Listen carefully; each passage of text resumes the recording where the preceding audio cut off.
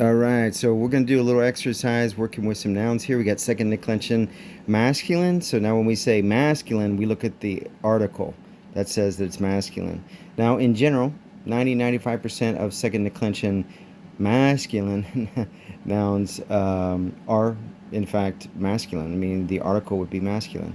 But it does exist where we have a feminine second declension, right? This is the word for like a desert or some area that's like empty and void, like a wilderness or something. Usually it's considered the idea of desert, and it's used in gospel passages with John the Baptist. But so this is an example of feminine because the article, you look at the article, that's feminine, and then you look at the ending of the noun itself and you go, ooh, that's second declension, right? So we recognize that from all these second declension ones. So most of them are, look at the article, masculine, and then we look at the ending here, second declension, right? So this is the nominative form, second declension. So just remember nominative, because when we get to third declension, we'll see this also, except it'll be in the genitive. And I don't want to use third declension right now because I want to keep it simple. Just remember, when we look at the form that is in the lexicon, it's always the nominative singular. That's what we're talking about, nominative singular. And if it's Omicron sigma, that noun, if it's a noun, is second declension. And then we look at the article, oh, masculine, or article feminine. Oh, here we go. Here's a feminine second declension noun. These are all masculine second declension nouns, right? So we got first declension, feminine, right? And we can also have a masculine second declension. Now the endings are a little odd. Instead of just ending with eta, right? It actually is eta sigma, if it's nominative, right? So ho mathetes is the disciple or the student, right? So we look at the article and it's masculine. So masculine first declension, right? So let's not talk too much about those. But anyway, here we go. First declension, feminine. And then we've got second declension, again, except they're neuter, right? So there's a bunch of example nouns we're going to use. Let's look at some, let's look at the idea of prepositions, right? So let's make some room here. So we got a preposition. For our first preposition up to bat here is pro. If we use the genitive, which means the article, the noun has to be in the genitive. For pro to mean before, it's necessary, it's absolutely necessary that the object of the preposition is in the genitive. So real quick, prepositions, I know I've talked about this in other videos and stuff, but just a quick review. Prepositional phrases are something that just add more color to a sentence.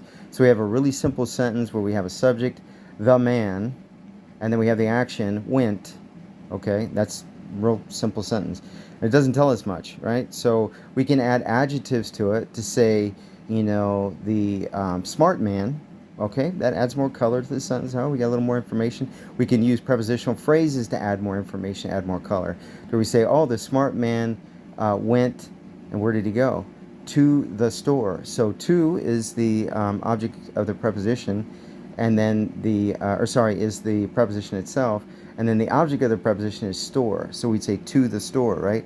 So in this case, we've got before, and the way that pro means before is absolutely necessary that its object of the preposition, we'll use the word for boat, the boat. So this is neuter, second declension. So boat, ploion. This has to be, we have to change this to the genitive. So the article in the genitive is tu. So we have tau, omicron, upsilon, tu ploiou. So the noon drops out, or change it with upsilon, just like we got an upsilon that goes on here, tu ploiou. So that's genitive, that's singular, right? So pro tu ploiou, before the boat.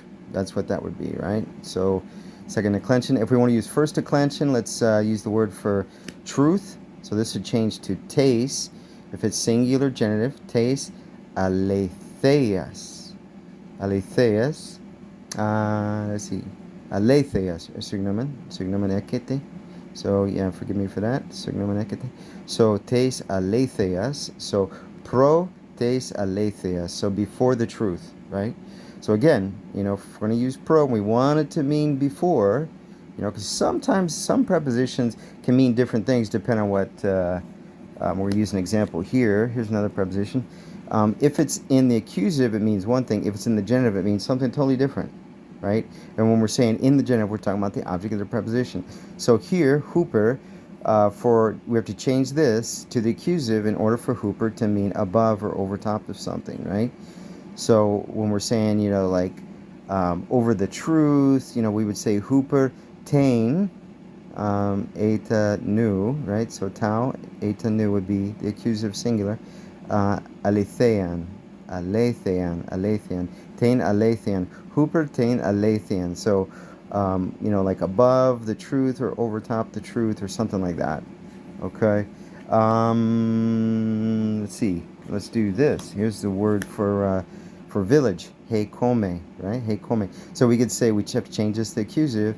Tain komen. So we get a nu on the end of this. Komen. Tain komen. So eta nu komen, and that would put it in the singular accusative. And so now we would say above the village, over the village, right?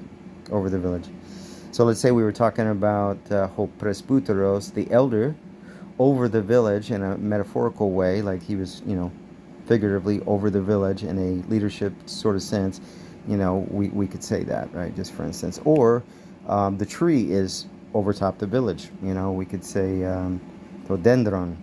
Todendron esten hupertain komen. So the tree is over top the village. And we could say that, right? So yeah, so that's hooper and that's pro. Let's